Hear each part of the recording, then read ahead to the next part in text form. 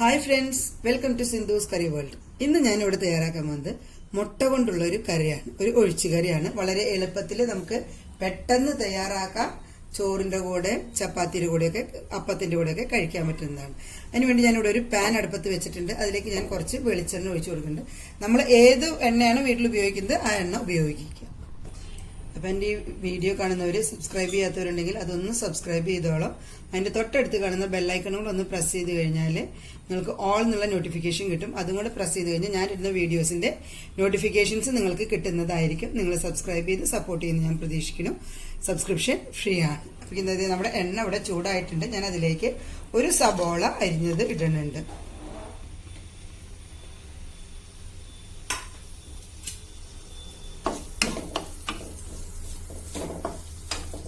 ഞാൻ ഇതിലേക്ക് വേണ്ടിയിട്ട് 4 മുട്ടയാണ് എടുത്തിരിക്കുന്നത്. ഇപ്പൊ 2 മുട്ട ഞാൻ പൊട്ടിച്ച് ഒഴിച്ചിട്ടുണ്ട്.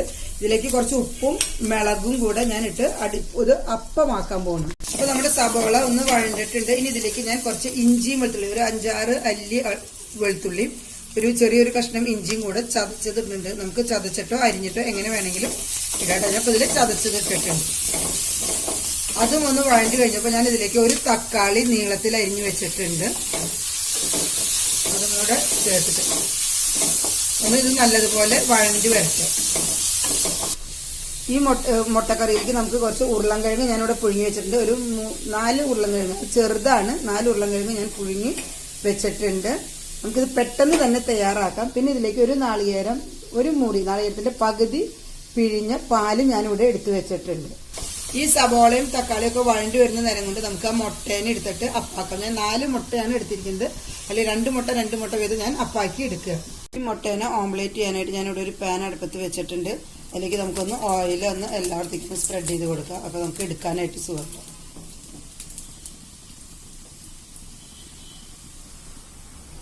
നമ്മൾ നേരത്തെ അടിച്ചു വെച്ചിരിക്കുന്ന മുട്ട, ഉപ്പും മുളകും മാത്രമേ ഇട്ടിട്ടുള്ളൂ. ഉള്ളി വേറെ ഒന്നും ഇതിലേക്ക് ഇടില്ല. ഇതൊക്കെ ആ ഗ്രേവിയിൽ കിടന്ന് മസാലയൊക്കെ പിടിച്ചു വെക്കട്ടെ.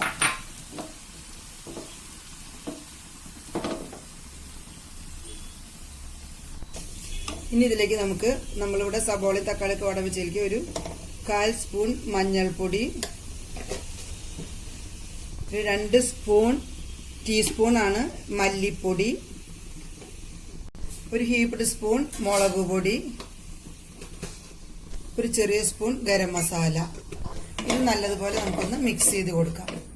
ഈ പൊടിയൊക്കെ ഒന്ന് ചൂടാവട്ടെ.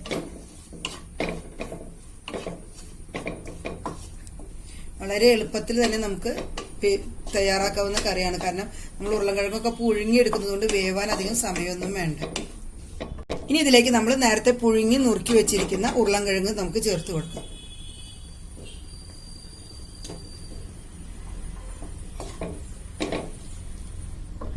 നമ്മൾ ഇതുവരെ ഇതിലേക്ക് ഉപ്പിട്ട് കൊടുത്തിട്ടില്ല. ഈ മുളകും ഇതൊക്കെ മസാലകൾ ഉരുളൻകിഴങ്ങിൽ പിടിക്കാനാണ് നാം ഇതൊന്നിട്ട് ഇളക്കി കൊടുക്കുന്നത്.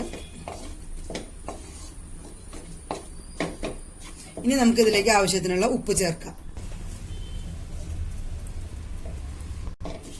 ഈ മസാലയിലും ഈ ഉരുളൻകിഴങ്ങ് നന്നായതുപോലെ പിടിച്ചിട്ടുണ്ട്. ഇനി ഇതിലേക്ക് നമുക്ക് ആവശ്യത്തിന് നമ്മൾ നേരത്തെ പിഴിഞ്ഞു വെച്ചിരിക്കുന്ന തേങ്ങാപ്പാല് ചേർക്കാം. ഇതിപ്പോ ഞാൻ 2 പാലും 1-ാം പാലും 2-ാം പാലും എല്ലാം കൂടെ ഒരുമിച്ചാണ് ചേർത്തിരിക്കുന്നത്.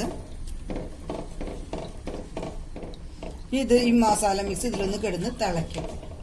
ഓംലേറ്റ് ആക്കാൻ വെച്ച മുട്ട ഇവിടെ ഓംലേറ്റ് ആയിട്ടുണ്ട്. അതിന് നമുക്ക് 4 പീസാക്കിയിട്ട് മുറിച്ചെടുക്കാം.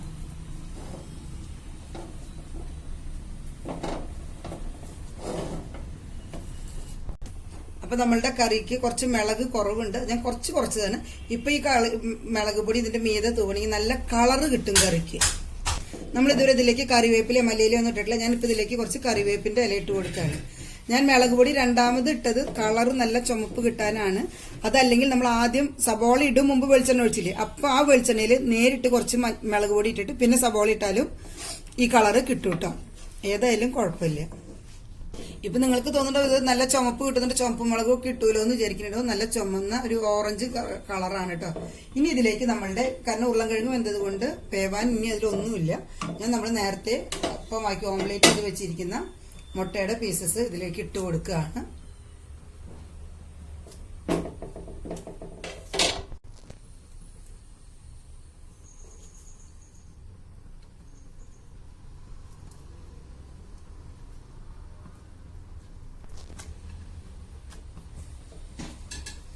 ഇനി ഇത് മൂടി വെച്ചിട്ട് നമുക്ക് ഫ്ലെയിം ഓഫ് ചെയ്യാം. കാരണം ഇതെല്ലാം ഈ ഗ്രേവിയിൽ കിടന്നിട്ട് ഈ മുട്ടക്കറി, മുട്ട മസാല അത് ഈ ഗ്രേവിയൊക്കെ പിടിച്ച് നല്ല ടേസ്റ്റ് ആവും. ഇനി നമുക്കിത് 1 മിനിറ്റ് ഒന്ന് ഇത് ഹൈയിൽ ഇട്ടു, കാരണം തട്ടൊന്ന് ചൂടായിക്കോട്ടെ. അത് കഴിഞ്ഞ് ഞാൻ ഫ്ലെയിം ഓഫ് ചെയ്യാൻ പോകും.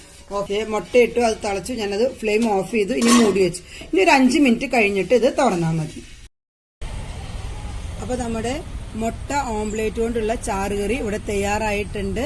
വളരെ ടേസ്റ്റാണ് കേട്ടോ. ഇത് ചോറിന്റെ കൂടെയും ചപ്പാത്തിയുടെ കൂടെയും അപ്പത്തിന്റെ കൂടെ ഒക്കെ കഴിക്കാം. ചോറിന്റെ കൂടെ കഴിക്കുമ്പോൾ നമുക്ക് ഇപ്പൊ മുട്ട പുഴുങ്ങിയിടുമ്പോൾ അതിനകത്ത് ചില കുട്ടികളൊക്കെ മഞ്ഞ കഴിക്കില്ല, ഉണ്ണി കഴിക്കില്ല എന്നൊക്കെ കംപ്ലൈന്റുകളുണ്ട്. അതിന് വരെ ഇതാവുമ്പോൾ എല്ലാം കഴിക്കുകയും ചെയ്തു, എന്നാൽ ചാറുകറിയായി. വളരെ ടേസ്റ്റാണ്. അപ്പോൾ എല്ലാവരും ട്രൈ ചെയ്ത് നോക്കുക. നിങ്ങളുടെ അഭിപ്രായങ്ങൾ കമന്റ്സ് ബോക്സിൽ ഇട്ടോളൂ.